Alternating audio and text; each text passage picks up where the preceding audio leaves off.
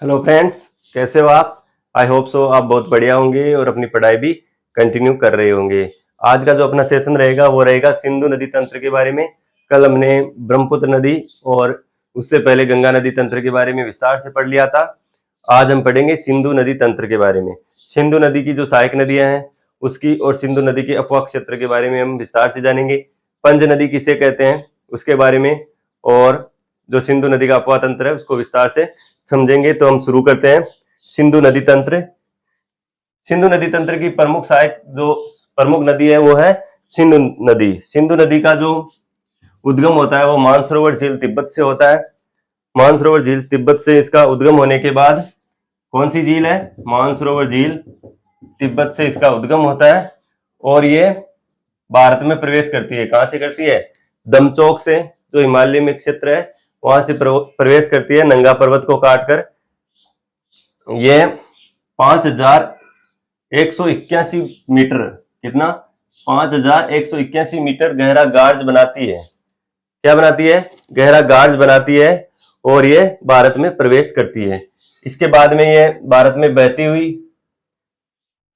पाकिस्तान में चली जाती है और पाकिस्तान में इसमें काबुल नदी आकर मिलती है और ये कराची के पास में, कराची के जो पूर्व की कराची है, कराची का जो पूर्वी क्षेत्र है वहां पर ये अरब सागर में मिल जाती है।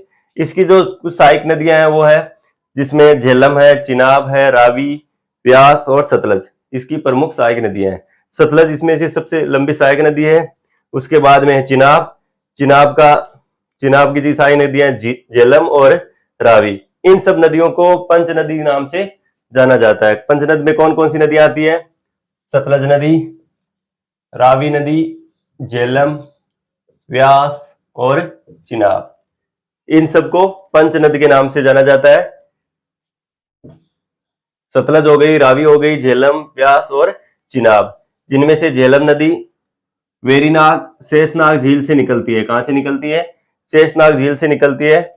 और इस पे कौन सी झील बनी हुई है, यह वुलर झील को भरते हुए आगे चिनाब नदी में, झंग नामक क्षेत्र में चिनाब नदी में मिल जाती है। कहां से निकलती है झेलम नदी, झेलम नदी निकलती है वेरीनाग शेषनाग झील से निकलती है और वुलर झील में से होकर यह झंग नामक क्षेत्र पर चिनाब नदी में मिल जाती है। चिनाब नदी है जो केलांग से निकलती है। कहां से निकलती है, केलांग से निकलती है और बहती हुई झंग नामक क्षेत्र में यह झेलम इसमें मिल जाती है। जिसके बाद में हम देखते हैं जो रावी नदी है। रावी नदी कुल्लू कहां पर है, कुल्लू हिमाचल प्रदेश से निकलती है। रावी नदी कुल्लू हिमाचल प्रदेश से निकलती है और ये भी चिनाब और झेलम की जो मुख्य नदी है उसमें मिल जाती है। जिसके बाद में नेक्स्ट हम देखते हैं सतलज नदी।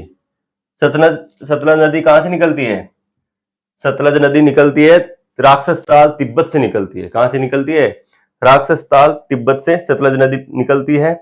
और कौन सी झील से निकलती है, मानसरोवर झील से इसका उद्गम होता है।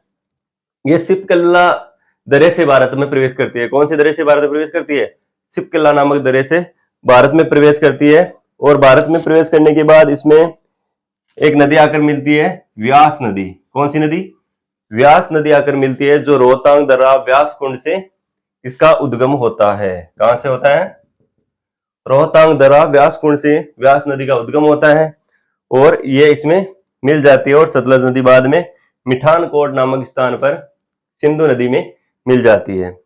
जहां व्यास और सतलज नदी मिलती है, जहां व्यास सतलज नदी में मिलती है, इस संगम पर क्या बना हुआ है, हरिके बैराज नामक बांध बना हुआ है। कौन सा बांध बना हुआ है, हरिके बैराज नामक बांध बना हुआ है जिससे इंदिरा गांधी नहर निकाली गई है। व्यास नदी और सतलज नदी, जहां व्यास नदी और सतलज नदी का संगम होता है वहां हरिके बैराज, कौन सा है, हरिके बैराज नामक बांध बना हुआ है जिससे इंदिरा गांधी नहर निकाली गई है। व्यास नदी को देशभक्त नदी भी कहा जाता है क्योंकि व्यास नदी भारत से ही शुरू होती है और भारत में ही इसमें सतलज नदी में विलीन हो जाती है। और सब नदियां पाकिस्तान में जाती है। हालांकि इसका पानी पाकिस्तान तक जाता है लेकिन इसको देशभक्त नदी के नाम से जाना जाता है। तो हमारे क्वेश्चन है कि देशभक्त नदी किसे कहा जाता है, तो देशभक्त नदी किसे कहा जाता है, व्यास नदी को देशभक्त नदी कहा जाता है। एकमात्र ऐसी नदी जो भारत में ही बहती है वो है व्यास नदी। और सबका जो उद्गम होता है वो तिब्बत से होता है। जैसे सतलज नदी का उद्गम राक्षस ताल तिब्बत से हो रहा है, और सिंधु नदी का जो उद्गम है मानसरोवर झील तिब्बत से हो रहा है, केलांग का तिब्बत से हो रहा है। इन सब नदियों का तिब्बत से और इसके जो हिमालय के क्षेत्र है वहां से उद्गम होता है। लेकिन जो व्यास नदी है वो रोहतांग दर्रा, व्यास कुंड, हिमाचल प्रदेश इसका उद्गम होता है। और हरिके बिराज नामक स्थान पर ये किसमें मिल जाती है? सतलज नदी में मिल जाती है। इस कारण इसे देशभक्त नदी भी कहा जाता है। पंचनद की जो नदियां हो गई झेलम, चिनाब, रावी और सतलज। और ये जब सभी नदियां मिलकर कहां से मिलती है? सभी नदियां मिठानकोट, कौन सा स्थान है? मिठानकोट नामक स्थान है पाकिस्तान में। पाकिस्तान में मिठानकोट नामक स्थान पर ये सभी नदियां मिल जाती है और इस क्षेत्र को पंच कहा जाता है। पंचनद जो नदियां हैं उनका जो मिलन क्षेत्र है वो मिठानकोट नामक क्षेत्र है। और ये कराची, जो पूर्वी कराची है वहां से गुजरती हुई अरब सागर में गिर जाती है, अरब सागर में विलीन हो जाती है। और ये लद्दाख श्रेणी पर कितना गार्ज बनाती है? 5181 मीटर गार्ज कहाँ बनाती है? ये लद्दाख जो श्रेणी है दमचो भारत में जब प्रवेश करती है तो ये 5181 मीटर गार्ज। अब हम देखते हैं सिंधु नदी घाटी परियोजनाएं। सिंधु नदी की जो घाटियां हैं उसकी परियोजना के बारे में हम पढ़ेंगे, जिसमें सबसे पहले जो परियोजना आ रही है वो है भांखड़ा नांगल परियोजना। भांखड़ा नांगल परियोजना वो कौन सी नदी पर है? भांखड़ा नांगल परियोजना सतलज नदी पर स्थित है। भांखड़ा व नांगल दो बांध बने हुए हैं। कहाँ बने हुए हैं? सतलज नदी पर भांखड़ा और नांगल दो बांध बने हुए हैं, जिसे भांखड़ा नांगल परियोजना है कहा जाता है। जो भांखड़ा बांध है वो स्पेशल किसके लिए प्रसिद्ध है? वो स्पेशल जल विद्युत के लिए है। और जो नांगल बांध है वो स्पेशल सिंचाई के लिए, सिंचाई परियोजना के लिए ये बनाया गया है। जो भांखड़ा और नांगल दो बांध बने हुए हैं सतलज नदी पर। बाद में नेक्स्ट है इंदिरा गांधी नहर परियोजना। ये परियोजना 468 किलोमीटर लंबी है। ये विश्व जो सबसे लंबी परियोजना है, 468 किलोमीटर की ये परियोजना है। 468 किलोमीटर लंबी परियोजना है। इंदिरा गांधी परियोजना कहां से बनाई गई है? ये जो व्यास नदी और सतलज नदी का जो संगम स्थल है, कौन सा है? व्यास नदी और जो सतलज नदी है उसका संगम स्थल कहां पर है? Harike barrage, Harike barrage, Harike barrage नामक जो बांध बनाया गया है वहां से इंदिरा गांधी नहर को निकाला गया है और इसकी लंबाई 468 किलोमीटर लंबी है। जो भांखड़ा नांगल परियोजना है उसको जो लाभान्वित राज्य और कौन कौन से होंगे? पंजाब होगा, हरियाणा, हिमाचल प्रदेश और राजस्थान। इनको बराबर बराबर हिस्सेदारी के रूप में पेयजल की व्यवस्था होगी या जल विद्युत मिलेगा। जिसके बाद में नेक्स्ट हम देखते हैं पोंग परियोजना। पोंग नदी परियोजना, इसका जो बांध बना हुआ है उसको क्या नाम से जाना जाता है? महाराणा प्रताप सागर बांध के नाम से ये प्रसिद्ध है। ये किस नदी पर स्थित है? ये व्यास नदी पर स्थित है और हिमाचल प्रदेश में स्थित है।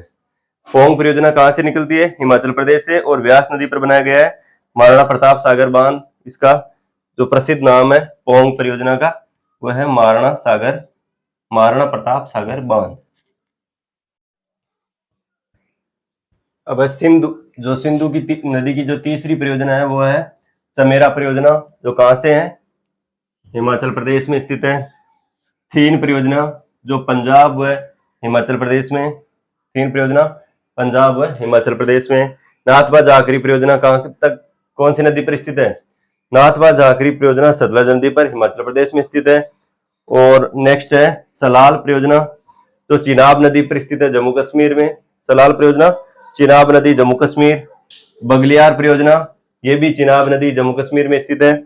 और उरी परियोजना झेलम नदी पर जम्मू कश्मीर का बारामूला जिला है वहां स्थित है। तो चमेरा, थीन, नाथपा, सलाल और बगलियार, उरी ये रही इसकी जो सिंधु घाटी नदी की जो परियोजनाएं हैं वो मुख्य परियोजनाएं। आज का सेशन इतना ही। आज का सेशन आपको कैसा लगा अगर अच्छा लगा हो तो चैनल को लाइक करें, शेयर करें एंड सब्सक्राइब करें।